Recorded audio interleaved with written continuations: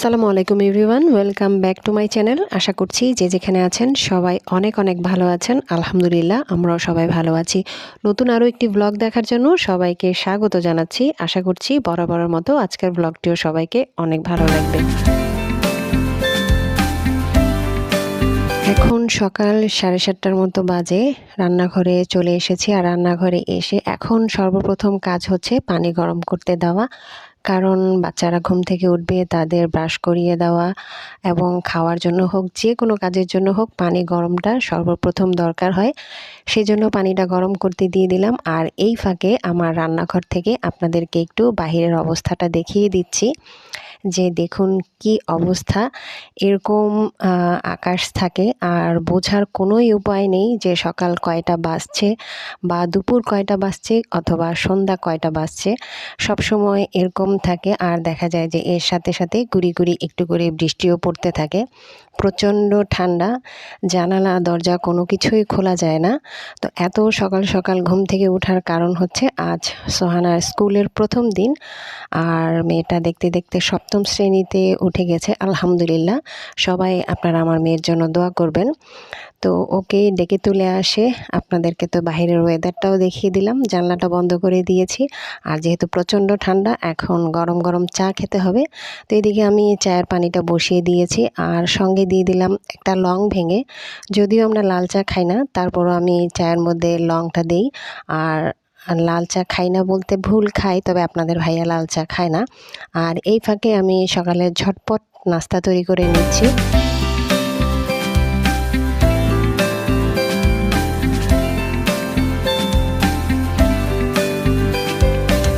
সকালের ঝটপট নাস্তা বলতে ডিম টোস্ট, যেটা দুনিয়ার সবচেয়ে সহজ নাস্তা। আর এই নাস্তাটা করতে কোনো ধরনের বিরক্তি সাধারণত আমাদের কোনো মায়েদেরই হয় না। আর প্রত্যেকটা বাচ্চাই দেখা যায় যে সকালে স্কুলে যাওয়ার সময় খাওয়া দাওয়া তেমন একটা কিছুই করতে চায় না। সেক্ষেত্রে আমার মেয়েও ব্যতিক্রম নয়, ওকে তো কোনো কিছুই খাওয়ানো যায় না।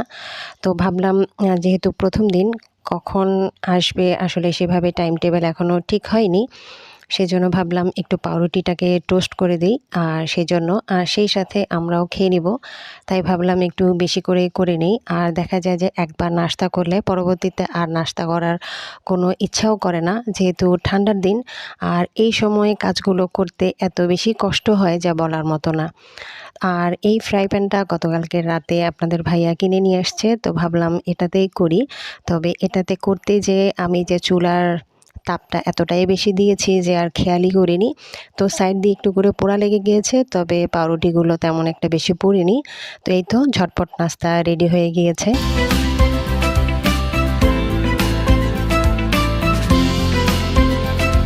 আর এদিকে তৈরি হয়ে গিয়েছে গরম গরম চা। চাটা কিন্তু আমি বানাইনি, চা বানিয়েছে আপনাদের ভাইয়া। আর আপনাদের ভাইয়ার হাতের চা অনেক মজা হয়। তো এদিকে সোহানা আর হচ্ছে আপনাদের ভাইয়া নাস্তা খাওয়া হয়ে গিয়েছে, আমি খাইনি। সেজন্য এখন চা দিয়ে দিচ্ছি, আর সেই সাথে আমার নাস্তাটাও নিয়ে নিচ্ছি। দেখা যায় যে পরবর্তীতে আর নাস্তাটা করতে ইচ্ছা করবে না। তো নাস্তা খাওয়া কমপ্লিট হয়ে গিয়েছে, আর এদিকে সোহানাকেও রেডি করে দিয়েছি। ওকে একদমই এমনভাবে প্যাকেট করে দিয়েছি যেন অটোতে কোনোভাবেই ঠান্ডা না লাগে। কারণ বাহিরের অবস্থা তো দেখতেই পেয়েছেন যে কি পরিমাণে ঠান্ডা। আর আজ যেহেতু প্রথম দিন, তো সেজন্য স্কুলে তো যেতেই হবে। এর পরবর্তীতে অবশ্য ছুটি দিয়ে দিয়েছিল। তো এটা ছুটির আগে আজ এই দিনই শুধু স্কুল করেছিল, পরবর্তীতে নোটিশে হচ্ছে স্কুল বন্ধ হয়ে গিয়েছে। আপনাদের ভাইয়াও রেডি হয়ে গিয়েছে, আর সোহানা সবসময় দেখা যায় যে যাওয়ার আগে ঘড়ির কথা ভুলে যায়। তো এখন ঘড়িটাও পরে নিল। আর ও যখন যাচ্ছিল ওর খরগোশগুলো ওর পিছনে পিছনে চলে যাওয়ার জন্য রেডি হয়ে গিয়েছিল। আর বাহিরের ওয়েদার তো এমন খারাপ যে ওদেরকে আসলে বের করা অনেক বেশি কষ্টকর।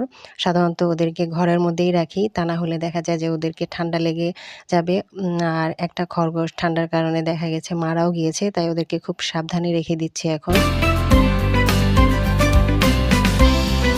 সোহানাকে বিদায় দিয়ে এখন চলে এসেছি ঘরের কাজ করতে। আর আজকের ভিডিওতে আমি আপনাদের সাথে শেয়ার করব এই শীতকালে আমরা গৃহিণীরা এবং ছোট বাচ্চারা কিভাবে যত্ন থাকবো তার কিছু টিপস শেয়ার করব। তো এখানে সোফাটা গুছিয়ে নেওয়ার পর আমি এখানে একটা বড় কার্পেট বিছিয়ে দিয়েছি। সবার বাসায় যেরকম বড় কার্পেট থাকবে এমনটা নয়, আমার বাসায় ছিল তাই দিয়েছি। আপনাদের বাসায় চাইলে বড় যে পাপোশগুলো থাকে সেগুলোও কিন্তু এরকম সোফার সামনে বিছিয়ে দিতে পারেন। এটা বিছিয়ে দেওয়ার উদ্দেশ্য হচ্ছে আমাদের ছোট যে বাসায় ছোট ছোট বাবুরা রয়েছে বা ছোট বাচ্চারা রয়েছে, তারা কিন্তু হচ্ছে পায়ে জুতা বা মোজা পরতে চায় না। তো সেই সময় তারা যখন সোফায় বসবে সরাসরি ফ্লোরে পা না দিয়ে যদি এরকম কার্পেটের উপরে পা দেয়, তাতে কিন্তু তাদের পায়ে ঠান্ডা লাগবে না। তো আপনারা কিন্তু চাইলে এই টিপসটা ফলো করতে পারেন। আর এখন চলে এসেছি বেডরুমে, আর আমার বিছানাটা গোছানো কমপ্লিট হয়ে গিয়েছে।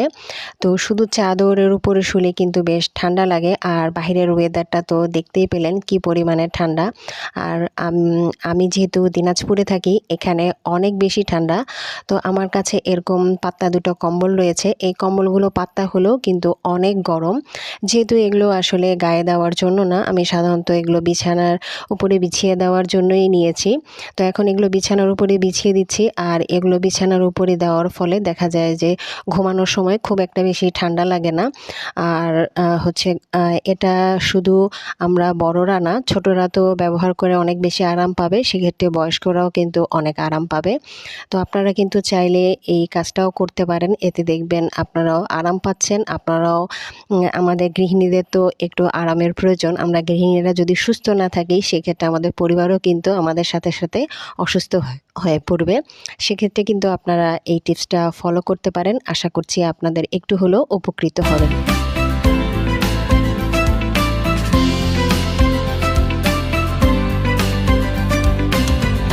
বিছানা করার পর বিছানার সামনেও এরকম বড় একটা পাপোশ বিছিয়ে দিলে বাচ্চারা যখন উপর থেকে নিচে নামবে বা আমরা বড়রা যখন উপর থেকে নিচে নামবো, তখন কিন্তু সরাসরি আর ফ্লোরে পা না দিয়ে এরকম হচ্ছে পাপোশের উপরে পা দিলেও কিন্তু খুব একটা বেশি ঠান্ডা লাগে না।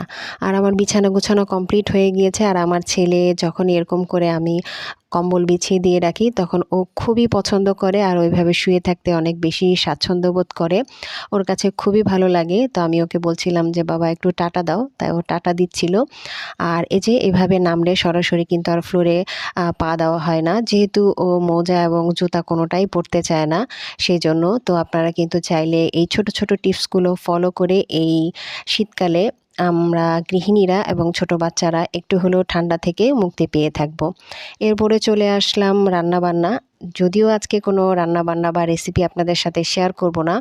আজকে যেটা বলতে চাচ্ছি সেটা হচ্ছে এরকম একটু বেশি করে মাছ মাংস কিনে রেখে একদিনই আমরা যদি এগুলোকে একটু সুন্দরভাবে প্যাকেট করে ফ্রিজে রেখে দিই, আর কিছু রান্না যদি একটু বেশি করে করে রাখি, সেই সাথে একটু বেশি সবজি কিনে সেগুলোকে যদি গোছগাছ করে রাখি, তাহলে কিন্তু দেখা যায় যে প্রতিদিন আমাদেরকে এই কাজগুলো করতে হয় না, আর দেখা যায় পানিও ধরতে হয় না।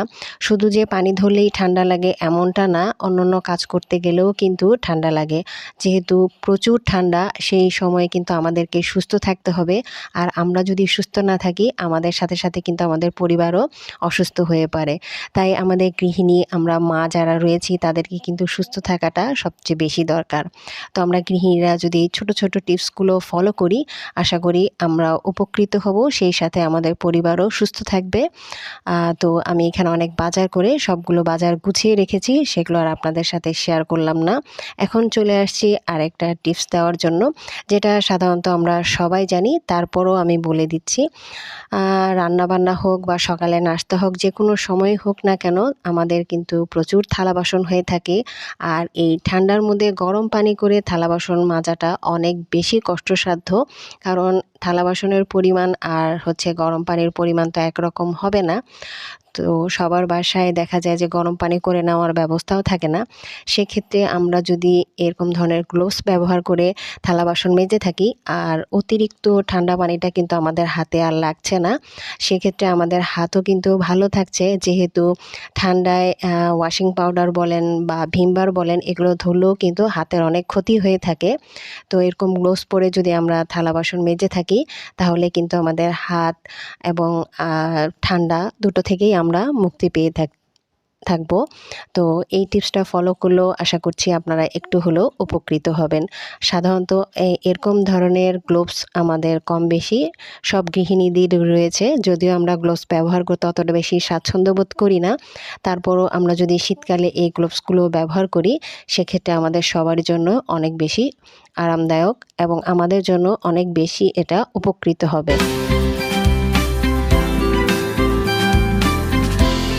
থালা বাসন পরিষ্কার করা, শাকসবজি, মাছ মাংস ধোয়া সব কিছু কাজের পরে কিন্তু সিঙ্কটাও অপরিষ্কার হয়ে থাকে। সেক্ষেত্রে কিন্তু আমরা গ্লোভসটা পরেও সিঙ্কটা খুব সহজে পরিষ্কার করে নিতে পারি। ক্ষেত্রে কিন্তু এই ঠান্ডা পানিটা আমাদের হাতেও লাগছে না এবং সাবানটার কারণে আমাদের হাতও কিন্তু খসখসে হয়ে যাচ্ছে না। তো এই গ্লোভসটা ব্যবহার করে কিন্তু আপনারাও অনেক বেশি আমার মতো উপকৃত হবেন এই ঠান্ডায়, অন্ততপক্ষে ঠান্ডা পানি থেকে। তো দেখুন সিঙ্কটাও কিন্তু খুব সহজে খুব সুন্দরভাবে পরিষ্কার হয়ে গেল। এখন চলে আসলাম লাস্ট যে টিপসটা সর্বশেষ সেটা আপনাদের সাথে শেয়ার করতে। সাধারণত আমি নারকেল তেল যেভাবে এখন যেহেতু জমাট বেঁধে আছে এটাকে গলিয়ে থাকি, তো তার জন্য আমি এখানে গরম পানি নিয়ে নিচ্ছি একটা মগের মধ্যে। অনেকে দেখা যায় যে কৌটাওয়ালা নারকেল তেল ব্যবহার করে, তো আমার কাছে যেহেতু বোতলওয়ালা নারকেল তেল রয়েছে এটা কিভাবে আমি গলিয়ে নিই। তো গরম পানির মধ্যে আমি নারকেল তেলটা কিছুক্ষণের জন্য রেখে দিয়েছি। আর মাথার যে ফুটাটা রয়েছে সেটার মধ্যে কিন্তু নারকেল তেলটা জমাট বেঁধে থাকে। এরকম একটা টুথপিক দিয়ে একটু ফুটো করে নিলেই খুব সহজে মাথা থেকে নারকেল তেলটা বের হয়ে যায়। আর দেখুন কত সহজে এটা একদম নর্মাল হয়ে গিয়েছে। তো আমি বাটিতে ঢেলে নিচ্ছি। আপনারা কিন্তু চাইলে আরও বেশি করে বাহিরে ঢেলে রাখতে পারেন, তাতে কিন্তু যখন তখন যে কোনো সময় আপনারা এটা ব্যবহার করতে পারেন। আর পানিটা এমনভাবে দিতে হবে যেন বোতলটা আবার একদম খুব ফুটন্ত গরম পানির মধ্যে বোতলটা কিন্তু দেওয়া যাবে না, তাহলে কিন্তু বোতলটা আবার নষ্ট হয়ে যাবে। তো যাই হোক, সারাদিন অনেক কাজকর্ম করলাম, বেশ কিছু টিপসও আপনাদের সাথে শেয়ার করলাম। এখন করব খাওয়া দাওয়া। সকালবেলা আমার আম্মা এই পিঠাগুলো পাঠিয়েছিল আর এখন সন্ধ্যা। আমি সন্ধ্যার নাস্তা করার জন্য পিঠাগুলোকে গরম করে নিয়েছি। এখন পিঠা খাবো। পিঠা খেতে খেতে আপনাদের কাছ থেকে বিদায় নিয়ে নিচ্ছি। আজকের ভিডিওটা দেখে যদি কোনো অংশে আপনাদের কাছ থেকে ভালো লেগে থাকে তাহলে প্লিজ ভিডিওতে একটা লাইক দিয়ে দিবেন। যারা এখন পর্যন্ত আমার চ্যানেলটাকে সাবস্ক্রাইব করেনি প্লিজ সাবস্ক্রাইব করে আমার পাশেই থাকবেন। যারা অলরেডি কাজটা করে ফেলেছেন তাদের সকলকে অসংখ্য অসংখ্য ধন্যবাদ। ভিডিওটা দেখে এই টিপসগুলো ফলো করে যদি আপনারা একটু হলেও উপকৃত পেয়ে থাকেন অবশ্যই কিন্তু আমাকে কমেন্টের মাধ্যমে জানাবেন, কারণ আপনাদের সুন্দর সুন্দর কমেন্ট পড়তে কিন্তু আমাকে বেশ ভালো লাগে। তো এই শীতকালে আপনারা সবাই খুব ভালো থাকবেন, নিজের প্রতি যত্ন রাখবেন, বাচ্চাদের এবং বয়স্কদের বেশি বেশি করে যত্ন নেবেন আর পরিবারের সবার সুস্বাস্থ্য কামনা করে আর পিঠা খেতে খেতে আপনাদের সকলের কাছ থেকে বিদায় নিয়ে নিচ্ছি। সবাই অনেক অনেক ভালো থাকবেন। আল্লাহ হাফেজ।